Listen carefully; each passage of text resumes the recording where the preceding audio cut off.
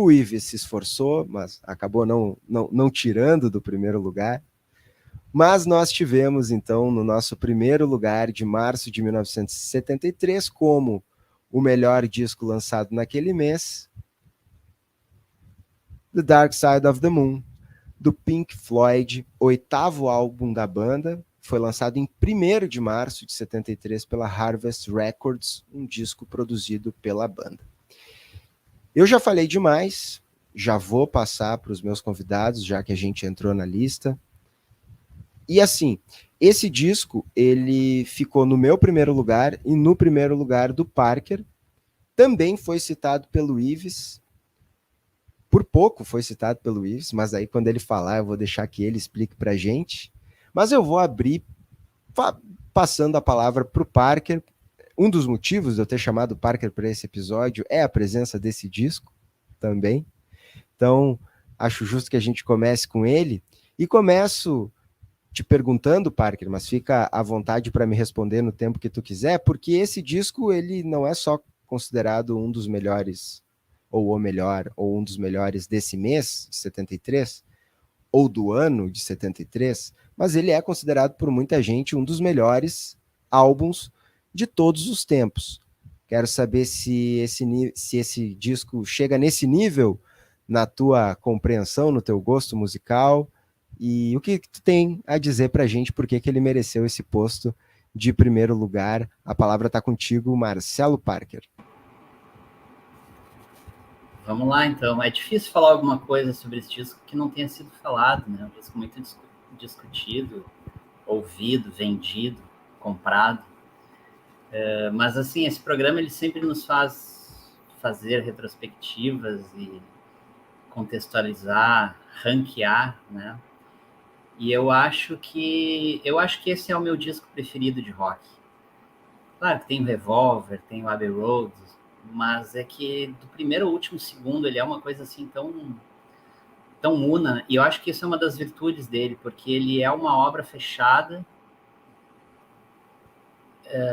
assim, uma obra completa, né? Desde a capa, é um produto artístico muito coeso, mas as músicas também funcionam sozinhas, né? Tem músicas, apesar da complexidade, principalmente dos temas, das letras, ele tem músicas que são até radiofônicas, né? Como Money, Time. Isso não é uma coisa fácil, né? De tu compor um disco em que as músicas são interligadas, mas ao mesmo tempo, se tu tirar daqueles contextos, elas continuam funcionando bem. E acho que esse é o caso, né? Uma história que eu lembrei, agora pensando para falar no programa, que ali numa biografia do Pink Floyd, é que ele é o resultado de uma queda de braço. Assim, o resultado final, isso que a gente conhece, é o produto de uma queda de braço entre o Roger Waters e o David Gilmour, que de alguma maneira continua até hoje, né? Por outras razões e tal.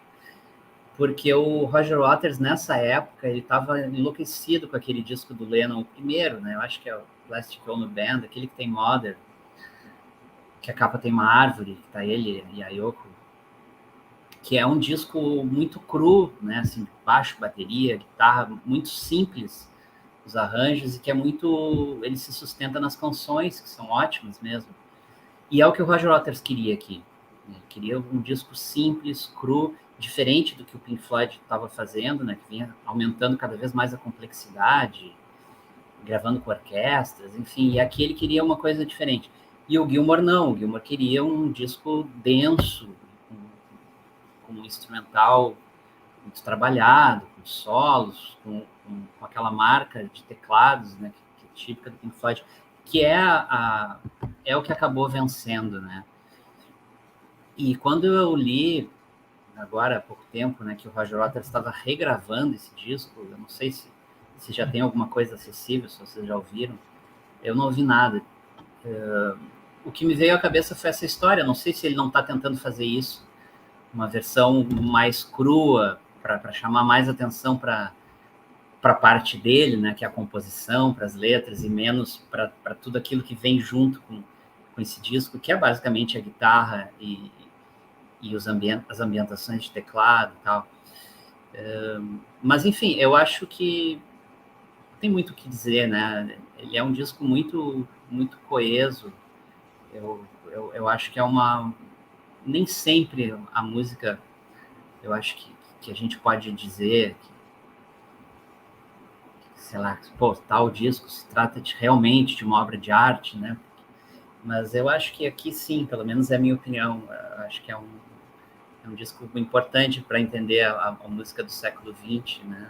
Pelo menos na vertente do rock, da música pop. Maravilha, Parker. É um disco que vendeu mais de 45 milhões de cópias em todo o mundo, né? Então, ter esse sucesso comercial atrelado a esse sucesso de crítica também, né? É uma coisa bem interessante. E uma coisa bem interessante que eu fiz uma experiência nesse episódio, na verdade, depois de tudo pronto, já hoje, antes aqui da gente gravar hoje à tarde, eu coloquei a nossa lista de 40 discos, a maior, no Chat GPT, né? Não sei, para quem não conhece, não sabe o que é o Chat GPT, é uma inteligência artificial que foi lançada há pouco tempo, em que a gente pode conversar com ela e ela nos responde coisas, enfim. Nesse meu diálogo com o robô, eu pedi que ele me desse dessa lista de 40 discos quais os 10 melhores, na opinião dele. A mesma coisa que eu faço com vocês. A primeira coisa que ele me disse é que, como ele é uma inteligência artificial, ele não tem opinião pessoal, ele não poderia dizer quais os melhores, mas que ele faria uma lista com os 10 discos que mais tiveram uma relevância ou um impacto cultural muito forte, ou que tiveram alguma, enfim, que tiveram alguma relevância histórica a partir dos dados encontrados na internet, enfim. A lista que o robô me entregou estava em primeiro lugar o Dark Side of the Moon também. Eu não esperava algo diferente disso, mas eu achei interessante fazer essa experiência, trazer aqui para a gente falar um pouquinho. O Parker até me disse, bom, então tu não precisa mais da gente, né? E aí eu falei, não, aí é que tá, aí é que eu preciso, né? Porque a ideia é ter pessoas que vão falar da sua experiência pessoal com o disco também, que é muito interessante, trazer outros discos que não aquilo que o algoritmo vai selecionar lá, e eventualmente ter essas pessoas ou contra a corrente, ou intencionalmente querendo dar uma desestabilizada, que é para a gente poder falar sobre outras coisas. Mas eu quero passar agora a palavra para o Ives, porque o Ives colocou o disco na 10ª posição dele e ainda me provocou dizendo que colocou em 10º para não ser tão polêmico de deixar o disco de fora. Mas eu quero que ele fale para a gente um pouquinho sobre o que ele tem a dizer sobre o disco. Ele tem o LP em casa, né? Tava nos mostrando agora, antes da gente, tá ali com ele, ele tem o LP em casa. E o robô também me trouxe como uma das qualidades desse disco, Ives, a presença de arranjos inovadores no rock. E fazendo esse disco, então, um marco na história do rock. Queria que tu falasse um pouquinho sobre isso e sobre essa posição dele na tua lista, e o que tu teria a dizer, e o porquê de tu achar que tem outras coisas mais interessantes que o Dark Side of the Moon. Por favor, não é uma verdade absoluta. É para isso que estamos aqui, né?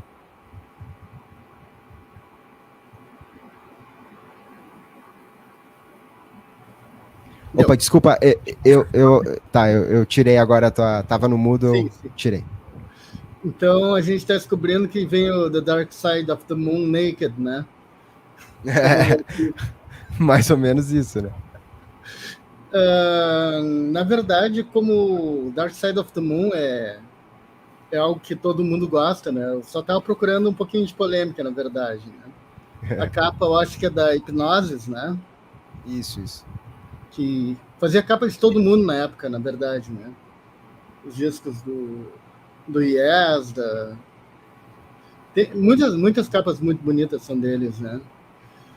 E uma coisa interessante, na verdade, do Dark Side of the Moon é que ele é um álbum extremamente pop. Ele é um álbum que conversa com qualquer pessoa, na verdade. Ele Porque, na verdade, não importa muito o processo no qual tu trabalhou na gravação para conseguir os sons que tu desejava, né? Mas o que mais importa é o alcance, assim, né? Eles tiveram um grande alcance comercial nisso, pop nesse sentido, né? De que o uso de sintetizadores, eles gravaram no Abbey Road esse álbum, né? Então, é um estúdio com muito recurso, né? Com muitas possibilidades de exploração sonora, salas gigantescas. Então, havia realmente como tu explorar coisas, né? Mas como questão assim de revolução, o que tem no álbum são coisas que os Beatles já faziam também, né? O uso de ruídos, sintetizadores, coisas assim. A grande questão é que é tu saber fazer a coisa certa no momento certo e fazer funcionar para que todo o teu público te entenda, né? E eles atingiram esse objetivo de uma maneira muito, muito bem feita. Eu escutei muitas vezes esse álbum. Eu tenho ele, a minha edição é de 74, né? Então, pelo menos desde essa época eu escuto ele em casa. E, na verdade, nessa época no rádio, tocava tudo, né? Tu podia ouvir música de meia hora num programa de rádio. Era normal, não precisava ter só os 3 minutos, né? Então, esse é um disco que ele tem muitas coisas, tem o uso do ruído, mas tem muitas questões emocionais, como a questão do canto feminino, solo de sax, essas coisas assim que realmente tocam as pessoas, né? São elementos que as pessoas pensam no disco e lembram, assim, né? Então, existe uma maneira de tu te vincular realmente ao álbum. E também essa era uma época que, muito graças ao Led Zeppelin, né, que não lançava singles, então as pessoas realmente ouviam álbuns, as pessoas não ouviam uma música daqui, outra dali. Quando mostrou Roberta Fleck, eu tinha na minha casa esse compacto da Roberta Fleck, Killing Me Softly. Se comprava compacto, aquele do Gilberto Gil também tinha, mas a gente ouvia muito mais álbum, né? Até porque o disco, tu coloca e escuta, tu não vai cada 5 ou 10 minutos se levantar e tirar para ouvir outra música. Tu bota e escuta, né? E as pessoas sabiam disso, então eles não colocavam uma música boa e depois qualquer coisa. O pessoal caprichava para tu ter vontade de ouvir o álbum completo. E o Dark Side of the Moon funciona muito bem nesse sentido. Então, na verdade, eu queria, como eu disse, mexer na polêmica, né? Mas não menosprezando o álbum, que realmente é um dos álbuns preferidos, assim, em muita gente, assim. Eu tenho outras coisas preferidas, mas é questão de gosto, né? Eu vou para outro lado, assim, musical. Inclusive, não é o meu álbum preferido do Pink Floyd. Eu prefiro o Middle. Oh, legal. Mas essa coisa, não digo que seja, não tenho agora aqui em mente, mas não sei, não deve ter sido o primeiro disco a fazer isso, mas que é uma coisa interessante de um disco que faz isso e consegue atingir esse público, é ele ter essa espécie de conceito, assim, de uma faixa que abre como uma introdução, trazendo fragmentos do que vai ser ouvido no disco, né? E ela fechar com ser um disco que funciona como um disco, aquilo que o Parker falou um pouco antes, né? Dele ser um disco que claramente é pensado como algo para funcionar. E pensado para funcionar nessa sucessão de faixas, com uma faixa emergindo na outra, né, meio que se moldando, mas ao mesmo tempo tu consegue ouvir as músicas separadamente e elas funcionam também. Mas nisso eu queria perguntar para vocês se vocês têm alguma faixa preferida desse trabalho. A minha preferida é eu lembro que quando eu comecei a ouvir, assim, a prestar mais atenção em álbuns, em discos inteiros, e eu ouvi o Dark Side of the Moon, por isso ele tá na minha primeira posição também, ele me impactou de uma maneira muito forte, assim, foi um disco que me marcou e que eu quis ouvir outras vezes, e que mexeu comigo além do é uma música legal, foi um disco que me marcou nesse sentido. E o final do disco, para mim, é sensacional, com a Brain Damage, depois Eclipse, para mim, termina da melhor forma possível e é um disco que, enfim, eu já estava ouvindo ele há muito tempo, eu já estava ouvindo ele, né? E daí eu estava adorando as músicas todas, e aí ele termina me surpreendendo, e daí, para mim, é a parte preferida do disco, assim, é o final dele. Não sei se o Parker tem alguma música preferida ou se não consegue mencionar. Cara, não tem. Não, gosto de muitas aqui. Gosto de todas, na verdade. Tu falou do final, né? Interessante esse disco, até chegar nessas músicas que tu falou, Brain Damage e Eclipse, né? As vozes que a gente escuta são a do Gilmour, principalmente, mas do Richard Wright também, da Claire Torrey, né? Que é aquela cantora que fez aquilo. Great Gig in the Sky, que é sensacional, né? Sensacional. E as duas últimas músicas é que a gente escuta a voz do Roger Waters pela primeira vez, né? Não tenho, cara, não tenho. E as passagens instrumentais também eu gosto. Não que eu não que eu acho que todos os discos do Pink Floyd são absolutamente redondos, mas nesse aqui não saberia te dizer. Ives, teria alguma? Não tem nenhuma escolha, assim. Eu acho que isso é uma coisa, assim, muito da época, né? Os álbuns eram muito um conceito inteiro, né? E eu, pessoalmente, nunca fui de pular música, assim, nos discos. Então, eu escuto o álbum inteiro, realmente, assim. Massa, legal. Bom, esse disco, nosso primeiro lugar, Dark Side of the Moon, do Pink Floyd, tem um elemento, entre tantos elementos, mas um elemento bem importante, já foi mencionado aqui, e que é um instrumento que vai ter importância ao longo da nossa conversa aqui, que é o saxofone, né? Tem solos de saxofone aqui sensacionais, no disco que a gente vai voltar a falar no sax mais para frente. Money tem, né, um solo, não é só Money que tem, mas Money tem um solo que é quase, é um solo clássico de sax, eu acho, do rock, né?